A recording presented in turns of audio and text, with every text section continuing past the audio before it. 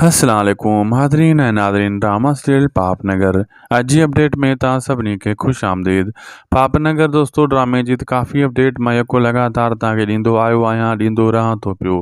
बहरहाल पापनगर जे ड्रामे जी जेका ॿियों टीज़र हाणे तमामु जल्द लॉन्च थियण वारो आहे। पहिरियों टीज़र तव्हां ॾिठो हुयो, हाणे ॿिए टीज़र जी ॻाल्हि हली रही आहे। ॿियों टीज़र ऐं जेको टियों टीज़र इहे तमामु जल्द जेको आहे KTN चैनल ते अपलोड थियण वारा आहिनि। पहिरियों फेसबुक ते ईंदा, उनजो पंहिंजो जेको फेसबुक ते पेज आहे, पहिरियों फेसबुक ते, पोइ जेको आहे यूट्यूब ते बि ॿई टीज़र अची वेंदा ऐं उन खां पोइ पुरमो बि अची वेंदो। पुरमो जेसीं ताईं ईंदो तेसीं ताईं रमज़ान शरीफ़ बि ख़तमु थी वेंदो, रोज़ा बि ख़तमु थी वेंदा ऐं तेसीं ताईं ईद बि अची वेंदी। पुरमो बि ईद ताईं कंप्लीट करे वेंदा, टीज़र ॿ ॾेई वरी पुरमो ॾेई, पोइ उन में एपिसोड जो ज़िक्र बि कयो वेंदो त कहिड़ी तारीख़ ॾिनी वेंदी।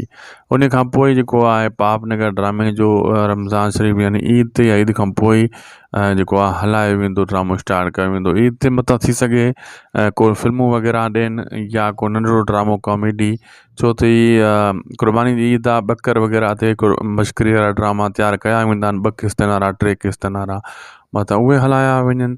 पर तमामु जल्द हिन खे फाइनल कयो वेंदो। इंशाअल्लाह तव्हांजी ख़्वाहिश पूरी कई वेंदी। असांखे ॾींदा इजाज़त, लाइक सब्सक्राइब शेयर ज़रूरु कंदा। अल्लाह हाफ़िज़।